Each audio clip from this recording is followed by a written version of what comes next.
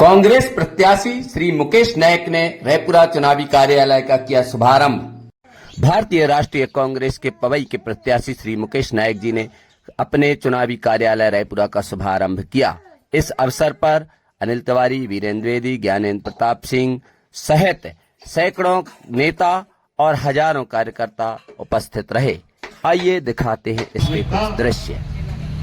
सिंचाई परियोजनाओं पर देनी है, बंधा बांधने पर देनी है, और जो बंधे पहले से बने हुए हैं इसकी नहरें व्यवस्थित हो जाए, उसकी मरम्मत हो जाए और उसकी ब्रांच और निकल के उसका विस्तार हो जाए ताकि उसकी सिंचाई क्षमता का प्रयोग बढ़ जाए। हमें इस पर ध्यान देने की आवश्यकता है। रायपुरा में हम अगले 2-2.5 सालों में हम 100 बिस्तर का अस्पताल रायपुरा में बनाएंगे। 100 बिस्तर का अस्पताल। रायपुरा में डिजिटल एक्सरे मशीन लगेगी, रायपुरा में सोनोग्राफी की मशीन लगेगी। बहुत ही अत्याधुनिक और विकसित पैथोलॉजी यहां पर होगी, रक्त के और तमाम परीक्षण के लिए। और आईसीयू यहां होगा, ऑपरेशन थिएटर यहां होगा, महिला डॉक्टर यहां होगी और गर्भवती महिलाओं के ऑपरेशन की उच्च स्तरीय व्यवस्था यहां पर शाहनगर में की जाएगी। आप बताइए, यहाँ एक रास्ते में कल अनिल अपन ने चर्चा की थी, एक अस्पताल बनी है। कब की बनी है? आप बनवाए थे, बनी थी हमारे समय पर, लेकिन कितने साल हो गए ये सरकार को? 18 साल। और अस्पताल के बाद 8 साल हो गए, ये 5 साल पिछले निकल गए। तब से ताला लगा है उसका। बताओ आप, ये ऐसी है सरकार चल रही ने अच्छो करो ने ताला डाल के रखो है।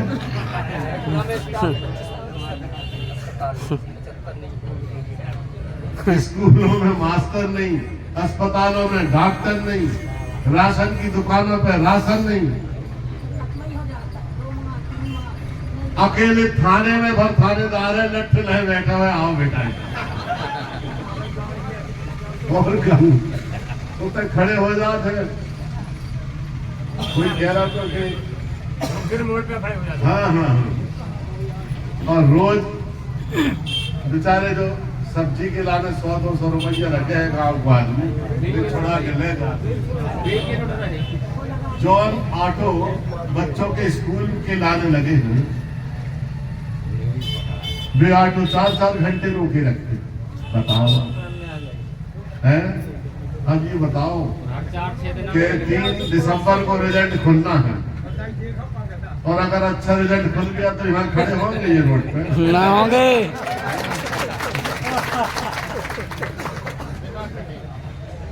अनिल, एक तुम पनैया टीम गठन करो,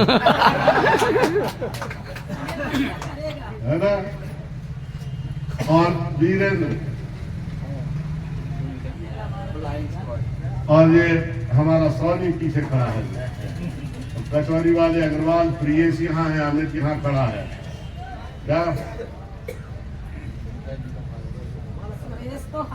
और जो हमारे जो धर्म दल के नेताजी है ना, जो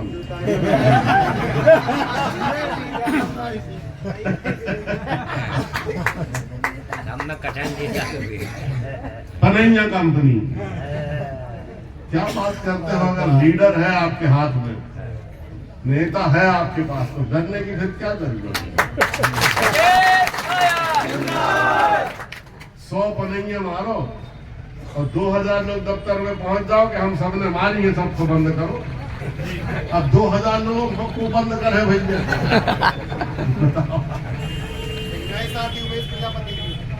हाँ, उमेश है। चलो आप घरेलू बस इतना ही बोलना था, बहुत देर हो गई है। मैनिफेस्टो पे सब लिटरेचर मिल जाएगा इनको सब। सब जानते हैं अनिल भाई। और जो भी लोग यहाँ हैं हमारे कार्यालय में, जो घोषणा पत्र वचन पत्र है, यहाँ जो अपने कार्यकर्ता आए हैं पूरे क्षेत्र से, सब एक एक कॉपी लेके जाए ताकि आपको जानकारी हो कि चुनाव के बाद हम करने क्या वाले। ठीक है,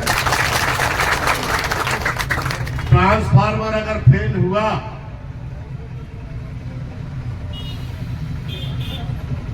और अगर 3 दिन के अंदर नहीं बदला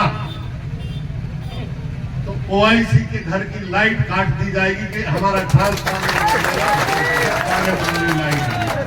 4 महीना से 2 वोल्टेज भाई इतना शिकायत करा उसको 10,000 बिल बना पहले 4 महीना से लो वोल्टेज आ रहा। अब तो भैया लो वोल्टेज आए चाहे हाई आए, चाहे अब तो 10,000 कोई बिल भेजना है आपके पास।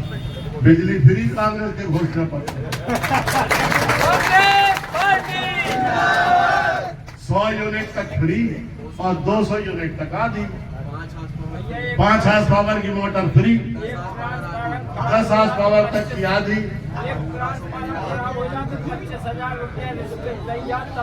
अरे वो दिन बीत गए, तो पुरानी बात क्या कर रहे थे, अब नई बातें करो।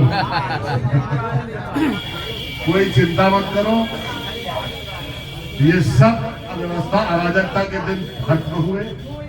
एक नई परिभाषा लिखो, एक नई सुबह को जागृत करो।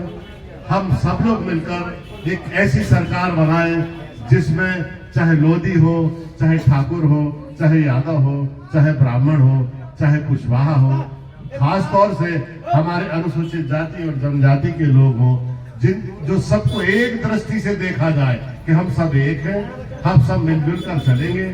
हम राजनीति करेंगे लेकिन कभी सामाजिक स्तर पर जातिवाद के आधार पर न तो राजनीति करेंगे, न दुश्मनी करेंगे, न हम समाज की व्यवस्था को बिगाड़ेंगे।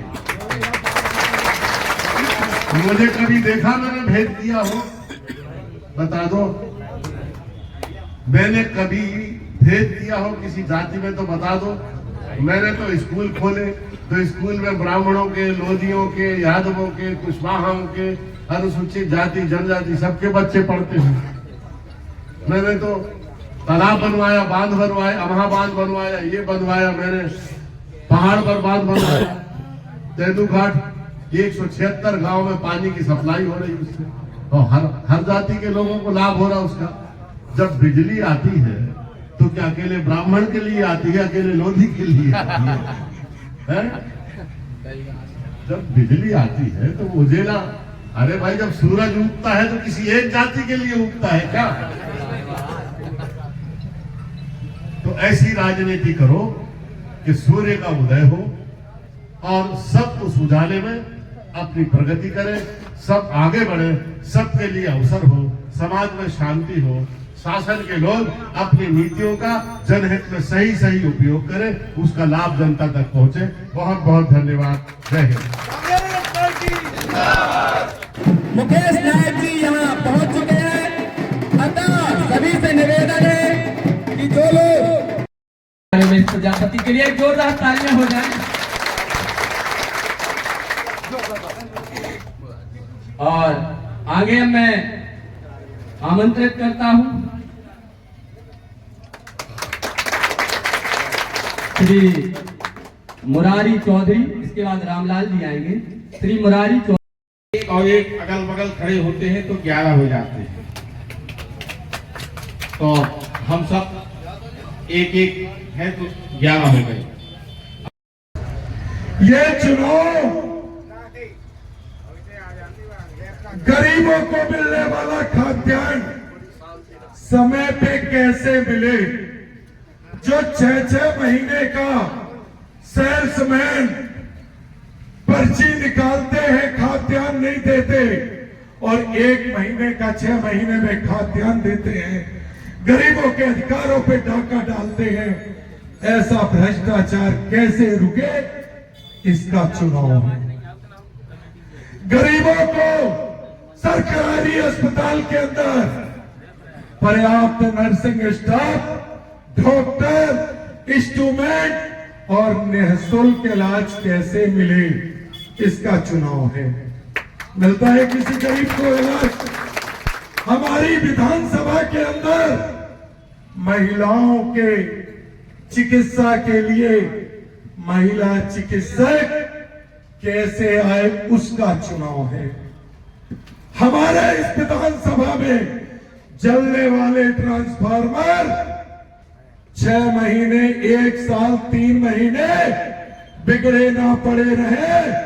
साहब सिंह जी बैठे हैं, निरंकुश अकर्मण्ड विधायक के न सुनने के बाद साहब सिंह जी बगलौर में ट्रांसफार्मर की मदद किन लोगों ने की? अनिल तिवारी। कांग्रेस के लोगों ने। कितनी शर्म की बात है। हमारे सांसद, बीजेपी के प्रदेश अध्यक्ष, विधायक बीजेपी के, सरकार बीजेपी की, और ट्रांसफार्मर कांग्रेसी 5 साल लगवाते बाकी है। जातवाद की बड़ी चर्चाएं हो रही इस समय। यह चुनाव योग्यता का नहीं है, यह चुनाव कुत्ते का नहीं है। लेकिन कांग्रेस के लोग साहब सिंह जी के गांव के सेल्समैन तिवारी थे, राम गोपाल तिवारी, उसके खिलाफ कार्रवाई कराने वाला कौन था? अनिल तिवारी। अनिल तिवारी के साथ पूरी कांग्रेस पार्टी, पंडित मुकेश नायक जी का निर्देश था। मुकेश नायक जी के साथ भ्रष्टाचार को बढ़ावा देने वाला, अत्याचार को बढ़ावा देने वाला दूसरा कोई, अब अगर मुकेश नायक जी आएंगे माई का लाल पैदा नहीं होगा। भ्रष्टाचारी ऐसे कुचले जाएंगे जैसे सांप के बच्चे को कुचलने का काम किया जाता है। मैं विश्वास दिलाता हूं, हरदुआ राव चुके उस बेटे का दर्द जिसकी लाश पेड़ पे मिली थी।